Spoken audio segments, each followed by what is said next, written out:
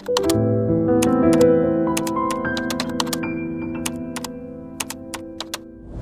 quote from the Stoic philosopher Seneca is such a powerful reminder that each day is a new opportunity to create a new life. You are not who you were in the past, but who you choose to be right now. Hey friends, welcome back to the channel. I'm Dr. Ketki, and today we're going to dive deep into some amazing ideas that are going to transform the way you live and think. So, I'm such a big fan of books, and I've been digging into some books lately, and I found this incredible book, 365 Days to Be More Stoic. So we are going to explore the lessons given in this book. First of all, let's understand what Stoicism actually is. Stoicism is not just a set of ideas, it's a practical approach to living life with qualities like virtue and resilience. So basically, it's like a life manual for making your life more productive, more peaceful by following certain principles. What makes Stoicism stand out is its down-to-earth approach. So it's not just about having deep thoughts and deep philosophical quotes. It's about applying those principles to everyday life. Lesson number 1 is focus on what you can control.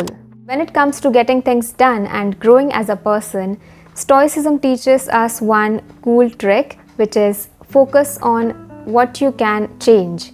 So life throws a lot at us, right? And the Stoics were like, hey, instead of stressing about everything, let's focus on what we can actually do something about. By concentrating on things that you can handle, you free up your mind from all the stuff that you can't really control. It's like lifting a weight off your shoulders and feeling more chill about things. Imagine you're in a game. Some things like the way you play and your strategy, these are the things you can control, but other things like the weather or what other players do, you can't control that.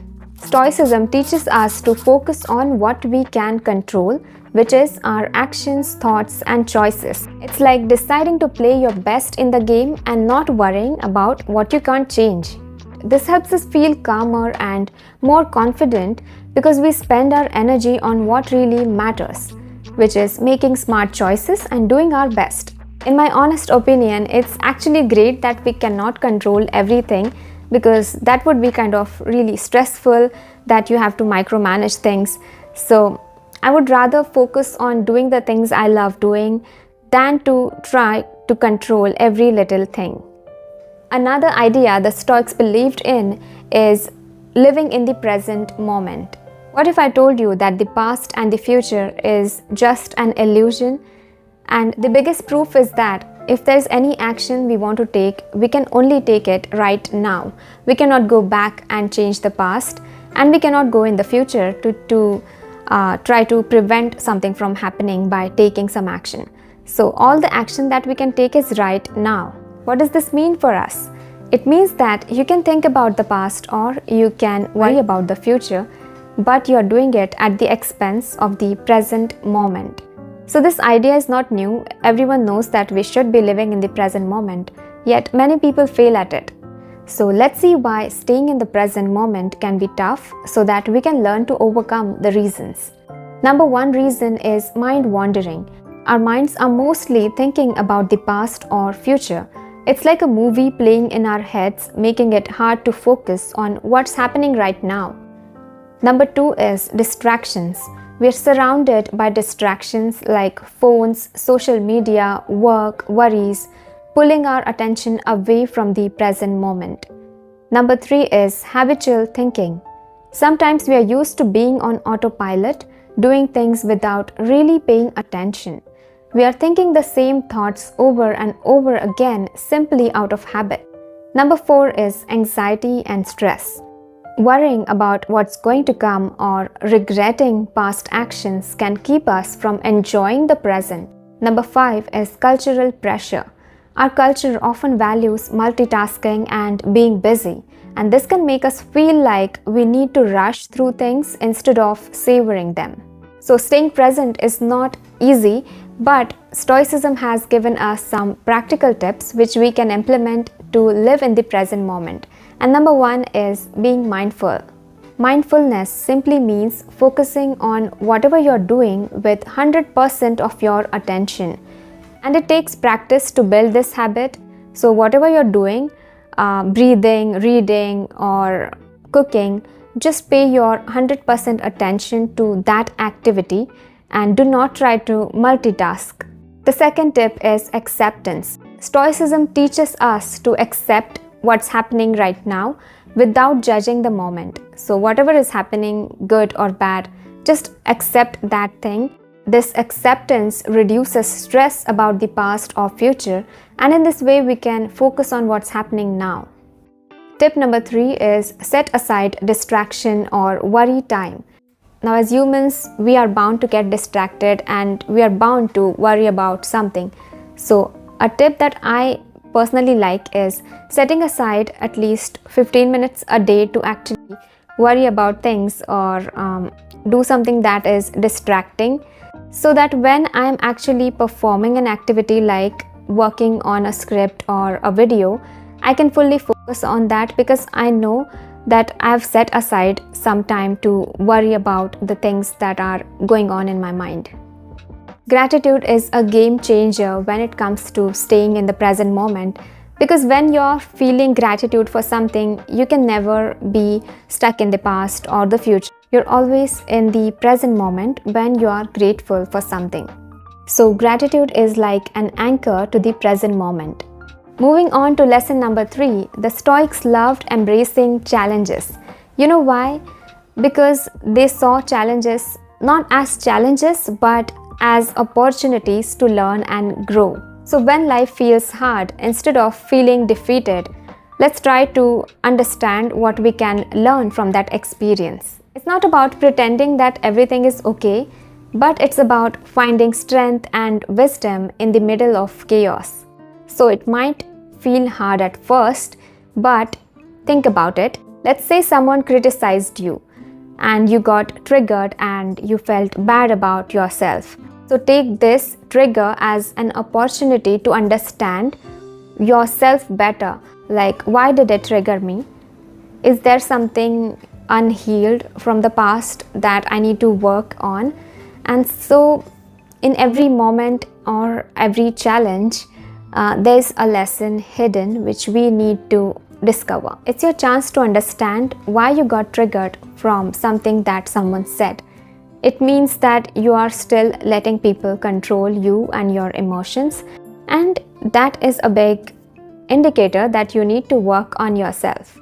Let's move on to the final and the most important lesson here regarding Stoicism. Live in accordance with virtue. Now, what is virtue? It's something that makes our life much easier to live if we live by those virtues. So these 4 virtues that actually form Stoicism are wisdom, courage, justice, and what was that? Self-control. Okay. These are basically qualities that make you an awesome person. So let's look at these virtues. Courage is not just about facing danger or putting yourself in dangerous situations. It's about standing up for your truth or staying authentic to yourself and your passions, even though other people don't agree with it. So it could be like, let's say you are working a job that you are not happy in and you decide to follow your passion. So that is a courageous step. But it also requires the second quality of Stoicism, which is wisdom. Wisdom means that even though you're courageous, you're not putting yourself in risky situations or reckless activities. It's about making thoughtful choices. So you may have the courage to do something risky, but wisdom saves you from making the wrong choices. Just because something is risky doesn't mean that you have to follow it, and does not mean that you are courageous. For example, leaving your job to follow your passion sounds like a courageous decision, but it's quite risky and might put you in a situation you may regret. So with the addition of wisdom, what you can do is you can start a side hustle. You can do it alongside your day job and then leave your job only when the side hustle seems like a promising option. Justice is about treating everyone equally and fairly. A personal motto that I like to follow is, I'm not better than anyone and nobody is better than me. So this first part, that I'm not better than anyone, keeps me grounded and humble. So no matter what I may achieve in this lifetime, I will never be better than anyone else. And the second part, that is, no one is better than me, it helps me not compare myself with others. The fourth quality is self-control, which helps us manage our desires and impulses. I think that self-control or self-discipline is the strongest form of self-love. Remember when we were children and our parents did not allow us certain things because they were not good for us. And now as adults, we don't have that control over ourselves. So we need to become our own parents and save ourselves from situations or people that might hurt us in the future. You know, your mind already knows what is good for you, but we somehow turn off this intuition and fall into bad habits. And recently I gave a talk and one of the students asked me, I'm not able to say no to my friends and go out every weekend for partying.